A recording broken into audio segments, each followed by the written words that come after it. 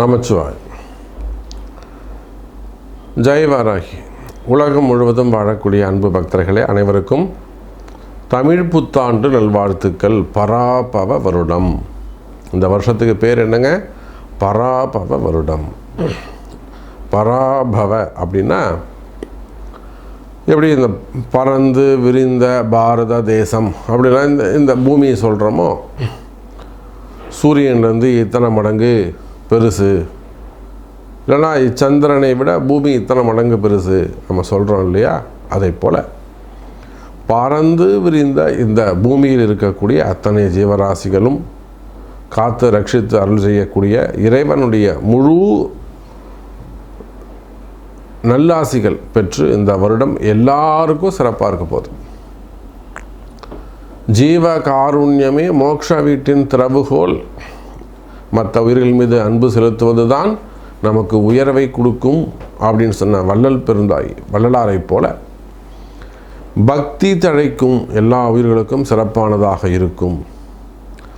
அப்போ இந்த தமிழ் புத்தாண்டு என்னெல்லாம் நடக்க போகுது? மெயினாக குரு பகவான் உச்சமடைய போகிறார். இந்த வைகாசி மாதம் குரு பகவான் உச்சமடைகிறார். குரு பயிற்சி வருது. அந்த குரு பயிற்சியில் குரு பகவான் உச்சமடைகிறார். ராகு கேது பயிற்சி இருக்குது. ராகுவும் கேதுவும் எங்கே போகிறாங்க? மகரத்தில் ராகு, கடகத்தில் கேது. அப்போ ராகு கேது பயிற்சி இருக்குது.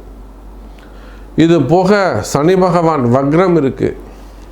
ஐப்பசி மாதம், புரட்டாசி மாதமே சனி பகவான் வக்ரம் இருக்குது. அப்போ இதையெல்லாம் இந்த கிரக அசைவுகள், கிரக பயிற்சிகள், கிரகத்துடைய வக்ரங்கள், இது எல்லாத்தையும் உள்ளடக்கி கம்ப்ளீட்டாக இந்த 12 மாதம், அடுத்த பங்குனி மாதம் வரையிலும் 1 இயருக்கான ப்ரெடிக்ஷன்ஸ். இந்த தமிழ் புத்தாண்டு ஒவ்வொரு ராசிக்கும் எப்படி இருக்க போகுது, என்னெல்லாம் நடக்க போகுது. ஏன்னா இந்த குரு உச்சம் அடைஞ்சிட்டாலே பாதி பிரச்சனை குறைஞ்சிரும். எனக்கு தெரிஞ்சு உங்களுக்கு 7.5 சனியாக இருக்கலாம், கண்டக சனியாக இருக்கலாம், பாத சனியாக இருக்கலாம், ஜன்ம சனியாக இருக்கலாம், அர்த்தாஷ்டம சனியாக இருக்கலாம், அஷ்டம சனியாக இருக்கலாம், கண்டக சனியாக இருக்கலாம், அல்லது சனியுடைய பார்வை பெறக்கூடிய ராசிகளாக இருக்கலாம். ரிஷபம், கன்னி, தனுசு. அப்போது அல்ல அசுப கிரகங்கள் சிம்மம், அல்லது ராகு அமரக்கூடிய மகரம், கேது அமரக்கூடிய கடகம். அப்போ நீங்கள் எந்த ராசியாக இருக்கலாம், எந்த லக்னமாக வேண்டுமானாலும் நீங்கள் இருக்கலாம். கவலை வேண்டாம் என் அன்பு பக்தர்களே. இந்த கிரக அசைவுகள் இது கோச்சாரம்னு சொல்லுவோம், டிரான்சிட் அப்படின்னு சொல்லுவோம். சுற்றிக்கிட்டே இருக்குது. எல்லாரும் வளிமண்டலம், சூரிய மண்டலத்தை சுற்றிக்கிட்டே இருக்காங்க. அப்பப்போ அங்கங்கே ஜாயிண்டிங் வரும்போது, அந்த நெட்வொர்க் கதிர்வீச்சு படும்போது பூமியில் அசைவுகள் மாறுது. இதுதான் கர்மா அப்படின்னு சொல்கிறோம். இதை வச்சு தான் ப்ரெடிக்ஷனே நம்ம சொல்கிறோம். அப்போ எந்த கிரகம் எப்படி இருந்தாலும் கவலை வேண்டாம். 12 ராசி அன்பர்களுக்கும் இந்த வருஷ பிறப்பு சூப்பராக இருக்குது. மீனத்தில் இருக்கக்கூடிய சனி பகவான், அதே போல் கடகத்தில் இருக்கக்கூடிய குரு பகவான். எழுதி வச்சுக்கோங்க, இது வரலும் யாருமே ப்ரெடிக்ட் பண்ணலை. இந்த இஸ்ரேல் போர் கூட ஜூன் மாதம் முடிவுக்கு வந்துடும். நான் ஃபஸ்ட்டு டைமாக நான் சொல்கிறேன். இன்றைக்கி மார்ச் மாதம் 14ஆம் தேதி. ஜூன் மாதம் இந்த ஈரான் போர் முடிவுக்கு வந்துவிடும். ஒரு அமைதி வருவதற்கான வாய்ப்புகள் உண்டு. அப்படி இல்லைன்னா வல்லரசு நாடாக இருக்கக்கூடிய அமெரிக்காவுக்கு ஒரு பாடமாக அது இருக்கும்ல, அவங்களுக்கு ஒரு பாதிப்பு அது ஏற்படுத்தும். இல்லை இவங்களுக்கு நிறைய சப்போர்ட் ஏற்படும். நமக்கு என்ன வேணும்? நிம்மதி வேணும். போர் பதற்றங்கள் தணிந்து எல்லா உயிர்களும், அதுவும் அங்கே இருக்கக்கூடியவங்களும் மக்கள் தான், அல்ல அவங்களும் நிம்மதியாக வாழக்கூடிய அற்புதமான வருஷமாக இந்த வருஷம் அமையப்போகுது. ஸோ உங்கள் ஒவ்வொருவருக்கும் எப்படி இருக்குன்னு பார்க்கலாம் வாருங்கள். தனுசு ராசி நேயர்களே, தமிழ் புத்தாண்டு சார், இந்த தமிழ் புத்தாண்டு ஆவலோடு எதிர்பார்க்கக்கூடிய தனுசு ராசி நேயர்களே. ஏன்னா தனுசு ராசி என்பர்கள் அவ்வளோ கஷ்டப்படுறாங்க. கஷ்டம் மீன்ஸ் என்ன? தேவையில்லாத ஒரு சிக்கலில் போய் இவங்க மாட்டிக்கிட்டாங்க.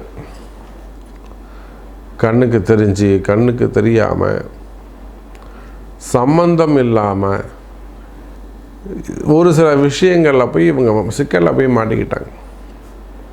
அது இடப்பிரச்சனையாக இருக்கலாம், தொழில் பிரச்சனையாக இருக்கலாம். மெயினாக இடப்பிரச்சனைகள்.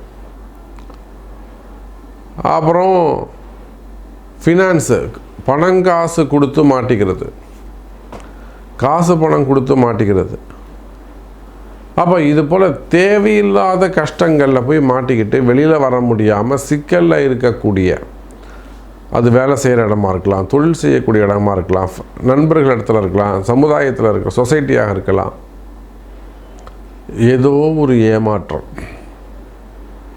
இல்லை ஏதோ ஒரு சிக்கல் இருக்குமே. ஆனால் இதிலிருந்து எப்படி நாம் தப்பிக்கிறது, இதிலிருந்து நாம் எப்படி வெளியில் வர்றதுன்னு தெரியாமல் இருக்கக்கூடிய, கஷ்டப்படக்கூடிய, அது வறுமையாக இருக்கலாம், கடனாக இருக்கலாம், கடன் சுமையாக இருக்கலாம், கடன் பிரச்சனையாக இருக்கலாம், அல்லது போலீஸ் கேஸு, வம்பு வழக்குகள், ஆக்சிடெண்ட் கேஸு, வெளிநாடுகள், உள்நாடுகள், வெளிநாடுகளில் விபத்துக்கள் சம்மந்தப்பட்ட கேஸு, அது சம்மந்தப்பட்ட என்கொயரிகள், அல்லது அந்த ஜட்ஜ்மெண்ட் வருமோ, சிறை தண்டனை இருக்குமோன்ற பயம்,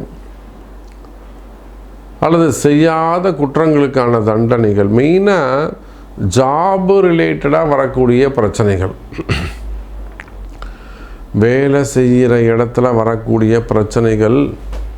ஜாபில் என்ன மாதிரியான பிரச்சனை வருதுங்க? போட்டி பொறாமல் தான், வேறு என்ன? உங்களுக்கு கிடைக்க வேண்டிய நல்ல வாய்ப்புகள் தட்டி போகும். ஒரு நல்ல ரிவார்டு கிடைக்காமல் இருக்கிறது, ஒரு நல்ல நேம் கிரியேட் ஆகாமல் இருக்கிறது. ஸோ கஷ்டப்படக்கூடிய தனுசு ராசி என்பவர்களை வேலை செய்கிற இடத்துல வரக்கூடிய பிரச்சனைகள், ஹையர் ஆஃபீஸர்ஸ் வந்து பேசாமல் இருக்கிறது, டக்குன்னு டைவர்ட் ஆகிறது, இல்லை அவங்க எனிமி கூட சேர்ந்துக்கிட்டு உங்கள் ஹையர் ஆஃபீஸர் உங்களை வந்து இன்சல்ட் பண்ணுறது, இல்லை வந்து அவங்கள வழி நடத்துறது. ஸோ இதெல்லாம் பல சிக்கல்கள் இருக்குது தனுசு ராசிக்கு. மெயினாக இந்த share market, stock market, gold market, trading, online business, இதெல்லாம் போயிட்டு ஏமாறுவது. ஷேர் மார்க்கெட்னால் இவங்க ட்ரேடிங்னா இவங்க மட்டும் பணம் போட மாட்டாங்க. ஏதோ கொஞ்சம் கிடச்சோன்னா 10 பேர்கிட்ட நீ கொடு நான் பார்த்துக்கிறேன்னு சொல்லி 10 பேர்கிட்ட கடன் வாங்கி 10 பேர்கிட்டையும் பதில் சொல்கிற மாதிரி நிற்கிறது. அப்போ இந்த மாதிரி தான் பல சிக்கல்களில் இருக்கக்கூடிய, அது நீங்கள் ஆண்களாக இருக்கலாம், பெண்களாக இருக்கலாம், வீட்டுக்கு தெரிஞ்சிருக்கலாம், வீட்டுக்கு தெரியாமல் இருக்கலாம். அதே போல் காதல் பிரச்சனைகள், கணவன் மனைவி பிரச்சனைகள். அப்போ நிச்சயமாக தனுசு ராசி அன்பர்களே, உங்களுக்கு அந்த மாதிரியான தொழில் பிரச்சனைகள் அல்லது எந்த மாதிரியான கஷ்டங்கள் இருந்தாலும் இந்த தமிழ் புத்தாண்டு சரியாகும். மெயினாக ப்ரெஷர் இருக்குது சாமி, அதிகாரம் இருக்குது, மிரட்டுறாங்க சாமி, வந்து மிரட்டிட்டு போகிறாங்க, என்னால் பார்க்க முடியல, தாங்க முடியல, என்னால் ஜெயிக்க முடியுமான்னு எனக்கு தெரியல.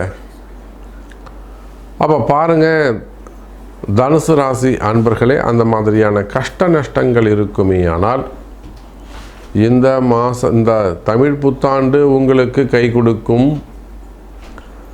நிச்சயமாக கஷ்டங்கள் தீரும். எப்படி தீருங்க? ராசிநாதன் பாதகஸ்தானத்தில் இருந்து 8ஆம் வீட்டிற்கு சென்று விடுவார். உங்களுக்கு பிரச்சனை எதனால் அது தெரியுமா? முதல்ல தனுசு ராசி கஷ்டம்னு சொல்கிறேன், இவ்வளோ கஷ்டங்கள் சொல்கிறேனே, இது யாரால் தெரியுமா? அந்த அர்த்தாஷ்டம சனியுடைய பார்வை, அது போக ராகு வேற தனுசு ராசியை பார்க்குது. சனியும் ராகுவும் இணைந்து தனுசு ராசியை பார்க்குறதால தான் தனுசு ராசிக்கு எல்லா விதமான அந்த ஜெயில் பிரச்சனைகளிலிருந்து, சிறை தண்டனைகளிலிருந்து, குடும்ப பிரச்சனைகளிலிருந்து, குழப்பத்திலிருந்து, மனசு பயத்திலிருந்து, விபத்துக்கள் அடிபட்டுறதுலேருந்து, மருத்துவ செலவுகளிலிருந்து, ஆப்ரேஷன்ஸ்லேருந்து எல்லாத்துக்கும் காரணம் இன்றைக்கி தெரிஞ்சுக்கோங்க, ராகுவும் சனியும் உங்கள் ராசியை பார்க்கறது தான் காரணம். இந்த 2 பிரச்சனையுமே முடிவுக்கு வரப்போகுது இந்த வருஷம். இந்த 2 பிரச்சனையுமே முடிவுக்கு வர கொஞ்சம் லேட் ஆகும், அவ்வளோதான் விஷயம். அப்போ அது வரையிலும் நீங்கள் சமாளிக்கணும்னா பரிகாரம் கை கொடுக்கும். ஏன் கவலைப்படுறீங்க? பரிகாரம் இருக்கவே இருக்குது, அது செய்யுங்க. அப்போது ராகு பார்வையும் தடைப்பட்டு சனி பார்வையும் தடைப்பட்டு குருவுடைய அனுகிரகம் கிடைக்கின்ற போது உலகம் முழுவதும் வாழக்கூடிய தனுசு ராசி அன்பர்களே, வாழ்க்கை சிறப்பானதாக இருக்கும், பிஸ்னஸ் சிறப்பானதாக இருக்கும், தொழில் அமைப்புகள் சிறப்பானதாக இருக்கும். பண பற்றாக்குறைகள் இருக்குமேயானால், ஃபண்டு டிமாண்டில் பண சிக்கல்கள் இருக்குமேயானால், அல்லது பல சிக்கல்கள் இருக்குமேயானால் நல்லது நடக்கும். கவலை வேண்டாம் தனுசு ராசி அன்பர்களே.